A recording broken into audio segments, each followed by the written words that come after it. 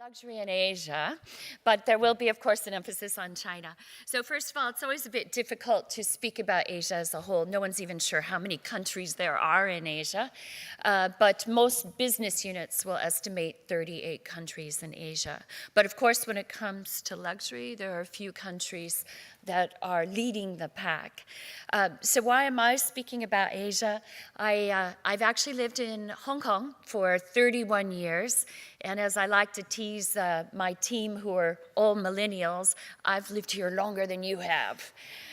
So these are some of the markets we work in regularly, and then these are some of the guidebooks we've written about the markets. But to be very honest, I don't pay a lot of attention to the luxury segment, except for fantastic movies like Crazy Rich Asian. How many of you have heard of Crazy Rich Asians? Good. How many of you have seen it? Great. Well, I'm here to tell you, if you haven't seen it, it's extravagant luxury, reconfigured container ships, destination weddings, queues and traffic jams of Ferraris going to parties. And I'm here to tell you it's all true. My American friends ask me, oh, come on, that can't be true. It's fake, right? No, no, no. Hong Kong and Singapore people went to the movie and laughed our heads off because we believe this is truly reflective.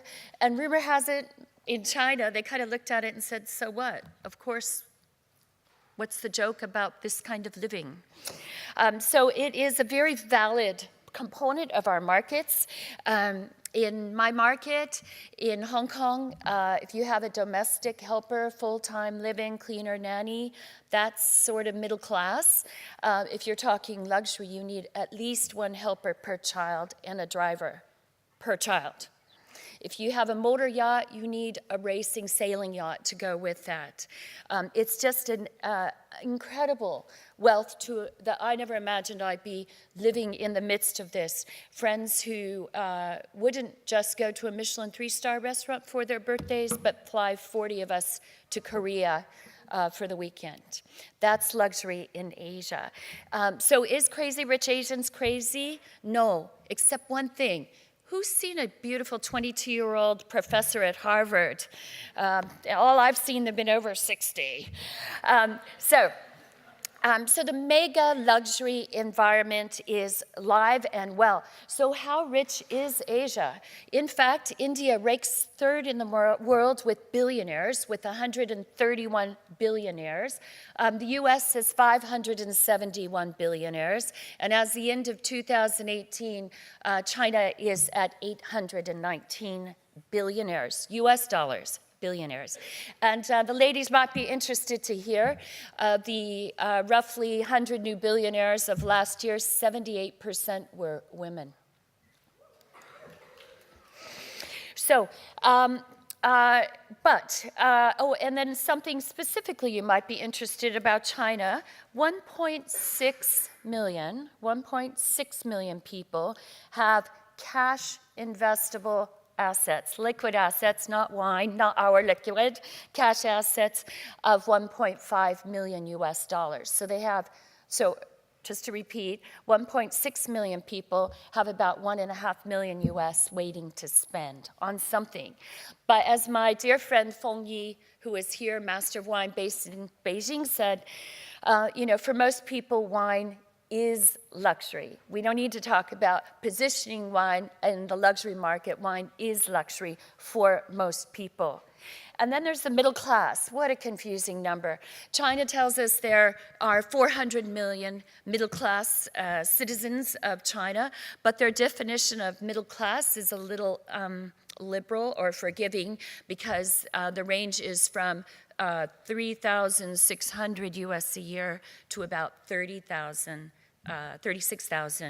US dollars per year in income. Huron would come up with a different figure. Bain and CSL all range around about 100 million that have 50,000 to 500,000 US in assets. Just to give you a picture. Okay, so the size of the middle class might vary, but there's no doubt there is a ton of spending power there, and Asia now comprises 32% of the world's personal luxury market. Personal luxury. That's food and beverage, handbags, fashion, toys. Okay? But the challenge is, and I'm so sorry to do this to you, but one of the biggest challenges is Asia is still decidedly red. This figure, I've been watching this market for 25 years. It just never seems to change. Red is absolutely dominant in the market. We keep hearing white wines increasing market share a little, but I feel it's a little bit like when we speak about South America. We always say South America is the future and always will be. And seems like white wine is the future and always will be, but we're hopeful. So why is it so difficult to sell white wine in this market? Partly because it's an alien concept. When we first put white wine on the markets in China, people were a bit confused and thought it should be white liquor. And so when they tasted these wines, they seemed even lighter than the wines that Peter was just discussing. They thought they were flat and insipid. Of course, these days they're a bit more sophisticated than that. But there is not a tradition in China of drinking cold drinks at a meal. With my girlfriends, when we go out to eat, we almost always order a cup of hot water. Perhaps that's because our restaurants are heavily air-conditioned. So that's one issue for white wine. It's a unfamiliar temperature at the table. And one of the other issues with white wine I have observed is that so many people recommend white wine with fish. And first of all, for most of my friends, they find that very strange that you would serve a steaming hot fish, garupa, and then serve it with icy cold wine. That's not good for your health in their minds, and it will break your teeth. And also, another issue with this packaging white wine with fish, which so many people do, is that in Cantonese cuisine, which is about 300 million people, most of southern China, the fish is the second to last course of a long meal. So the fish is the pinnacle of the meal, but it is served well after most of us have drunk our 82 Lafittes. And then lastly, one of the other problems with white wine in our market is, from an Instagram standpoint, it is sexless.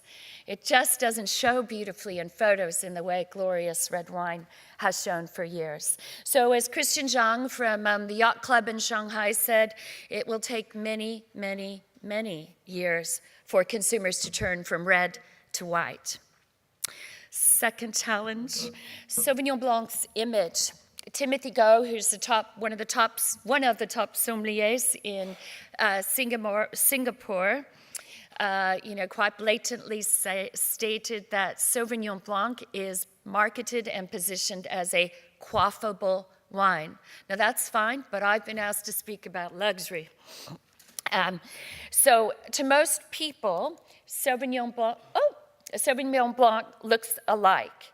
Another problem is the drinking occasions, party time.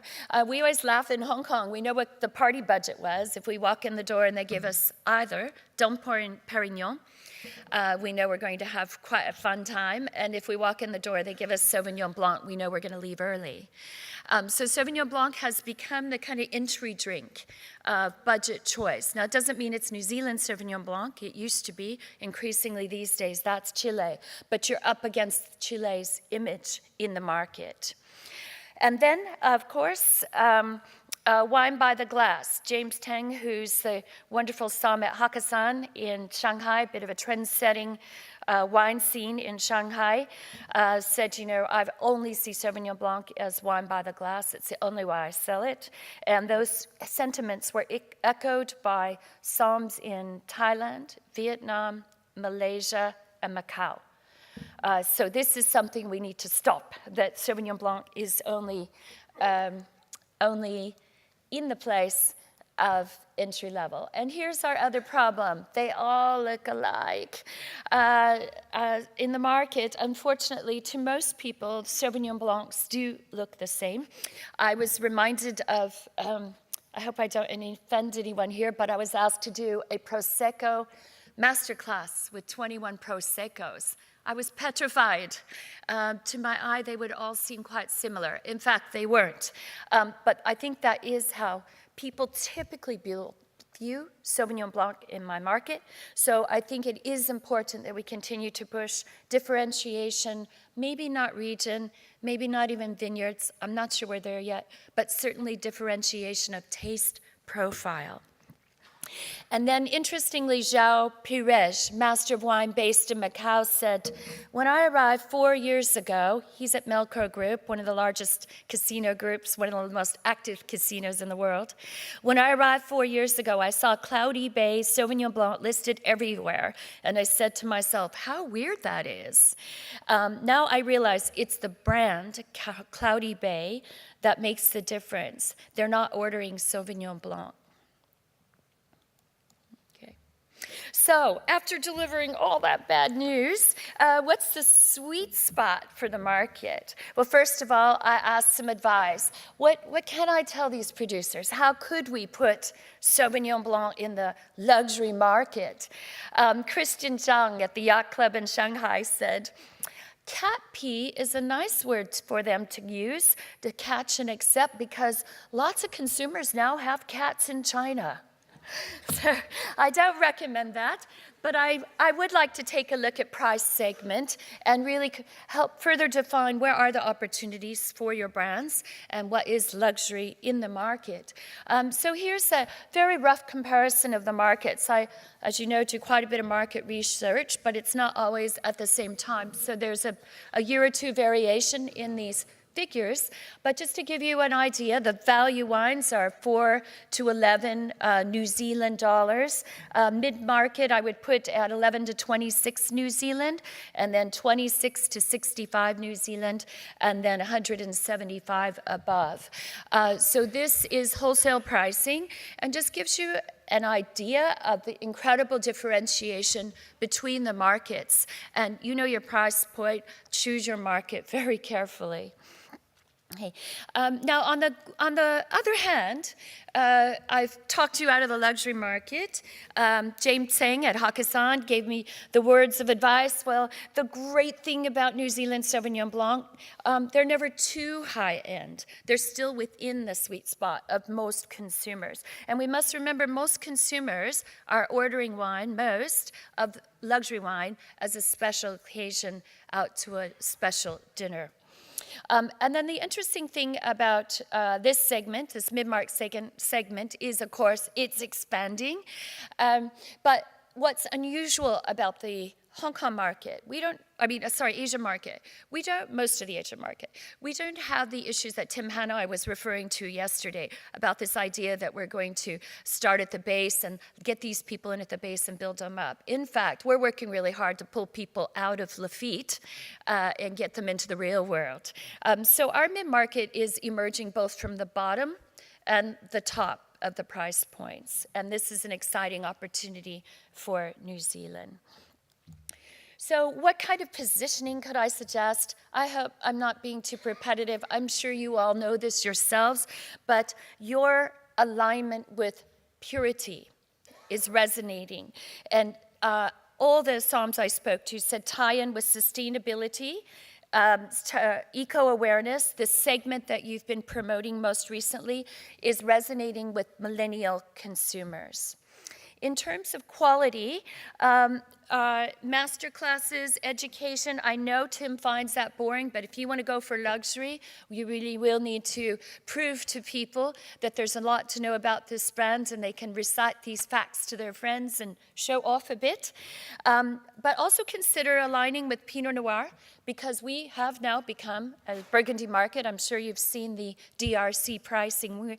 And in alignment with Burgundy, it means that New Zealand high-quality Pinot Noir has a real real stab at the upper mid-market.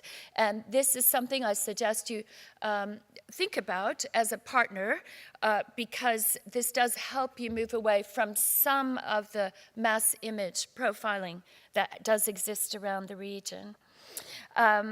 Market dynamics, and how do you reach these people? Well, e-commerce. I am sure you have heard our incredible e-commerce scene, and Sarah Heller will tell you more about this. But I was very intrigued this week that I heard people saying to me, oh, I don't do that social media stuff. If you want to be in our market in anything close to media, luxury, you certainly need to be both in the key e-commerce sites and certainly connecting one-on-one with the collectors in markets like Hong Kong. This is a graph that shows you in Hong Kong, the influence of buying is 67% personal recommendation. And China takes it into a crazy realm of KOLs, key opinion leaders, otherwise known as influencers around the world. And KOLs are enormous in China. I mean, the figures are mind-boggling. Here are a couple of them. And they're so powerful. They drive a high percentage of the market and for e-commerce, mainly driven by video. And there are even KOL incubators. So there are people that train people to be KOLs. Now, is this going to run its course? Is some of that influence waning as people start realizing how commercialized it is? Of course. We're reaching some of those tipping points. But figures of authority are having influence, and our own Feng Yi is certainly one of those. And then this is Lady Penguin, who started out as a KOL and now runs a substantial entry-level pricing business for wine through her e-commerce following. Food and beverage is a traditional channel, and for food and beverage, don't expect high volume outside of the wine by the glass slot, but if you're looking at the luxury sector, get into the Michelin star restaurants. Every Michelin star restaurant, every restaurant in Asia has a Sauvignon Blanc on the list. So try to collect your stars if you want to establish yourself as a luxury brand. Okay. Education is just absolutely critical to create this conversion. Will you ever beat France? Probably not, but you can certainly play on some of your strengths. One is your beautiful country. The chance for visitors to come see your country changes all. And you might be interested to know, amongst the luxury sect in Asia, heli skiing is huge. Skiing has become one of the luxury symbols, and certainly your country offers incredible opportunities in that regard. And lastly, how can we build you into the luxury market? And I think at this stage you have to work on the penchant for rich millennials to look for authenticity. We have to fight what Tim Atkin rather forthrightly said, that, oh, Sauvignon Blanc's a cash cow. I do love Pink Floyd, by the way.